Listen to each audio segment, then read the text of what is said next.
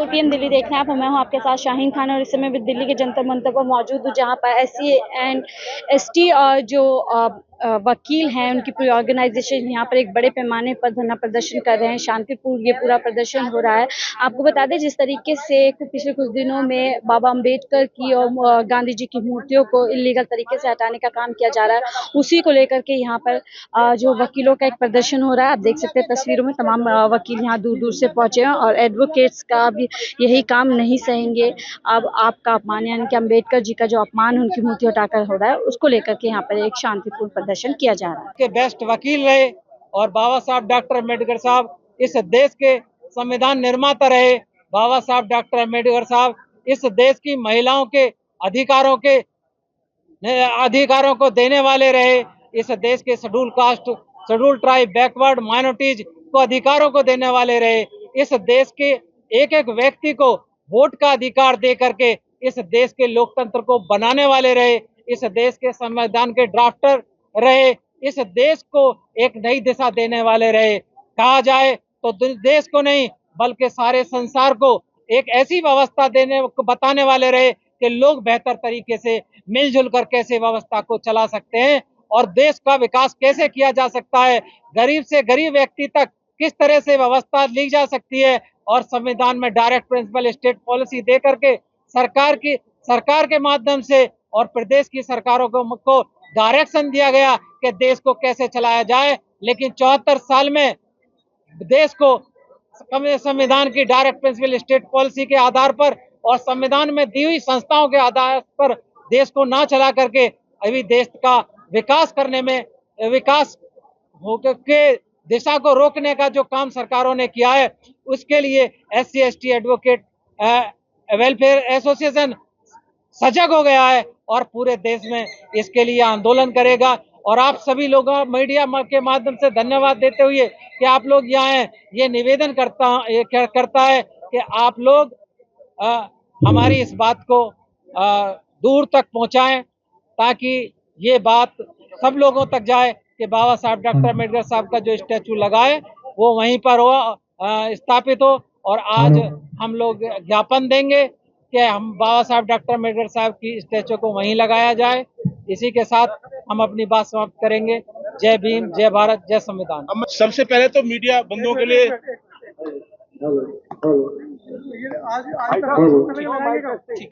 Sir, पहले तो मैं सभी मीडिया बंधुओं के लिए बहुत बहुत धन्यवाद देता हूं कि आप लोगों ने अपना समय निकालकर और हमें सुनने का जो मौका दिया है, इसके लिए बहुत बहुत धन्यवाद के पात्र हैं। इसके बाद हमारे बड़े भाई भानु प्रताप जी, रविंद्र कुमार जी, अमित कैन साहब और हमारे साथी शांति भूषण जी, शांति प्रकाश जी, राजेंद्र जी और ML सुमन साहब, सतपाल जी और हमारे राजेंद्र जी और सामने सभी हमारे साथीगण जो हमारे आह्वान पर यहाँ पे आए हैं। ये साथियों सिंबॉलिक है। अगर मूर्ति को नहीं हटाया गया, वो अपने पूरे स्थान पर नहीं लगाया गया, तो ये देशव्यापी आंदोलन होगा और तब तक ये आंदोलन चलेगा क्योंकि जो एडवोकेट कम्युनिटी है, पार्लियामेंट की एक तरह से जो हमारे देश में व्यवस्था है उसके मतलब तीसरा पिलर माना जाता है न्यायपालिका, और न्यायपालिका के हम लोग मजबूत स्तंभ हैं। क्योंकि आप भी देख रहे होंगे कि न्यायपालिका बिना एडवोकेट के सहयोग के बिल्कुल भी नहीं चल सकती। और ये सबको समझ में आ रहा है कि ये किस तरह से मूर्तियों को हटाया गया और मूर्तियों को हटाकर जो एक हमारा आंदोलन था उसको खत्म किया गया। देखिए, मूर्ति हमें बहुत प्रेरणा देती थी और ये घर घर में ये प्रेरित करती थी। इवन जो आज प्रधानमंत्री जी हैं, सिर्फ और सिर्फ कॉन्स्टिट्यूशन के माध्यम से हैं। अगर कॉन्स्टिट्यूशन की व्यवस्था नहीं होती तो आज वो शायद प्रधानमंत्री नहीं होते। कॉन्स्टिट्यूशन प्रोवाइड करता है कि जिसके 273 MPs होंगे वही प्रधानमंत्री बनेगा, चाहे वो 273 उसने किसी भी तरीके से कर लिए। आप मीडिया बंधुओं को सबको पता है कि बीजेपी की जो गवर्नमेंट जो 400 की बात कर रही थी, देश के अंदर गुमराह करने का काम किया, उसने सिर्फ 240 पर सिमट गई। और प्रधानमंत्री जी का ये नैतिक दायित्व बनता था कि आपको समाज ने नकार दिया है, आपको इस लायक वोट नहीं दी गई कि आपको प्रधानमंत्री चुना जाए। तो नैतिकता तो ये कहती थी कि उनको प्रधानमंत्री की सोचनी भी नहीं चाहिए थी, मगर सबको पता है मीडिया बंधुओं को कि किस तरह से दो पार्टी के लोगों को डराया धमकाया गया और उनका समर्थन लिया गया और ये सरकार गठित की गई। जैसा कि देश में हो रहा है कि अभी पीछे एक एग्जाम भी कैंसिल कर दिया गया, 3 एग्जाम जो कैंसिल किए गए, और उसके बाद में जो एग्जाम जो अब नीट वाला जो एग्जाम है, जो दिन रात लोग मेहनत करते हैं और 24-24 घंटे पढ़ने के बाद भी, और जब उनके साथ में इस तरह की बेहुदा हरकतें होती हैं तो आप समझ सकते हैं कि उन बच्चों पे क्या बीतती होगी कि किस तरह से जो मतलब उनको 25 इस बार भी करीब 25-26 लाख जो बच्चे अपियर हुए थे और उन्होंने दिन रात मेहनत की और उनकी मेहनत को चंद लोगों ने पूरी तरह से खत्म कर दिया। और देखिए सरकार की बेईमानी देखिए कि सरकार उसको प्रॉपर तरीके से इन्वेस्टिगेट भी नहीं करना चाहती, सरकार उसको प्रॉपर तरीके से उन लोगों के पास भी नहीं पहुंचना चाहती कि जिन लोगों में ये किया था। इससे साफ जाहिर है कि कहीं ना कहीं सरकार भी इसमें मिली हुई है और ये जो वकील कम्युनिटी है ये अब शांत नहीं बैठने वाली, उनको समाज के सामने पूरी तरह से किया जाएगा। भैया अब ये बात नहीं चलेगी कि आप शेड्यूल कास्ट के घर में खाना खा के और ये दिखाना चाहते हो कि हम शेड्यूल कास्ट के लोगों के बहुत हितैषी हैं। आप काम करेंगे, करना पड़ेगा। अगर आप काम नहीं करेंगे तो आपको गद्दी पे बने रहने के लिए कोई अधिकार नहीं है और आपको जबरदस्ती हटा दिया जाएगा। वो समय चला गया कि आप जो बस मीठी मीठी बात कीजिए और अपना सारा कीजिएगा। तो आप लोगों के माध्यम से मैं यही कह रहा हूं कि ये आंदोलन जब तक चलता रहेगा, जब तक कि ये मूर्तियां अपने ओरिजिनल स्थान पर नहीं स्थापित की जाती, जो हमारे पूरे समाज के लिए संदेश देती हैं कि मंदिर में या और दूसरी जगह पूजा स्थल के बजाय आप संसद में घुसने का प्रयास कीजिए, क्योंकि सारे अधिकारों की जो रक्षा होती है, सारी चीजें जो आपको मिलती हैं ये संसद के माध्यम से ही होती हैं। संसद में ही कानून बनाने के बाद में आपको प्रोवाइड होती है। और जो सरकार में बैठे हुए लोग हैं, आप लोगों के साथ में कोई दया नहीं करते साथियों।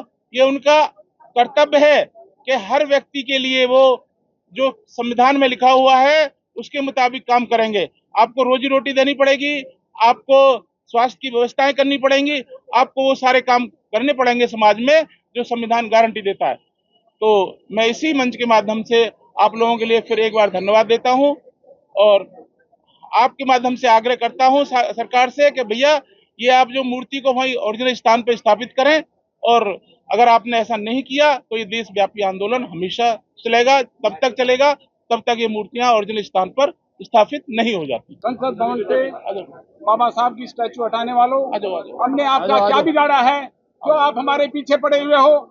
कभी संविधान बदलने की बात करते हो, कभी रिजर्वेशन खत्म करने की बात करते हो, कभी मंदिर गिराते हो, कभी मूछ रखने पे हमें मारने का काम करते हो, कभी मटका पे हाथ लगाने पे हमें मार देते हो, कभी मंदिर में घुसने पे हमें मार देते हो। हमने आपका क्या बिगाड़ा है जो आप हमारे पीछे पड़े हुए हो? कभी एट्रोसिटी एक्ट को खत्म करने की बात करते हो, कभी दूल्हा जो घोड़ी पे चढ़ रहा है उसको खचेड़ के मारने की बात करते हो। हमने क्या बिगाड़ा है हमारे बाबा साहब की मूर्ति हटाने वालों? साथियों, हमने आपका क्या बिगाड़ा है?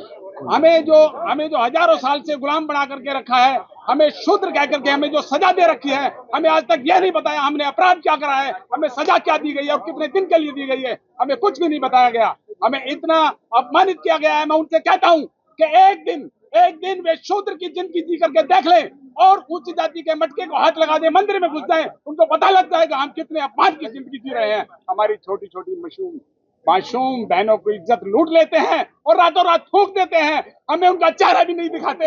हमारी इतनी बुरी हालत कर रखी है और हमें मटके के हाथ लगाने पे हमें मार देते हैं।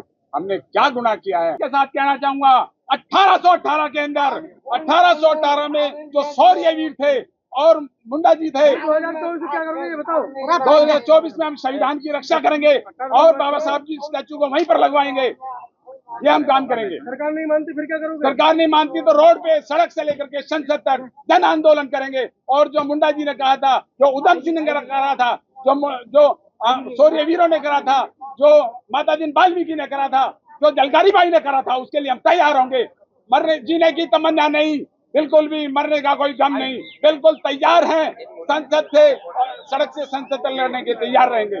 बाबा साहब के लिए खून देने के लिए तैयार है, क्योंकि उन्होंने हमारे लिए अपना जीवन लगाया है। हम उनके लिए जीवन दे देंगे। बाबा साहब ने कहा था कि अपराध करने वाले से अपराध करने वाला ज्यादा गुनहगार है, हम अपराध नहीं सहेंगे। सो आप लोग लगातार सुन रहे थे कि जो SC/ST जो वकील हैं वो यहाँ पर किस तरीके से इस पूरे जो यहाँ पर एक तरीके से किया गया है कि बाबा अम्बेडकर की मूर्तियों को हटाने का काम इलीगली तरीके से किया जा रहा है, उसके खिलाफ एक सुर में जो है सड़क से संसद तक इस मुद्दे को उठाने की बात कह रहे हैं।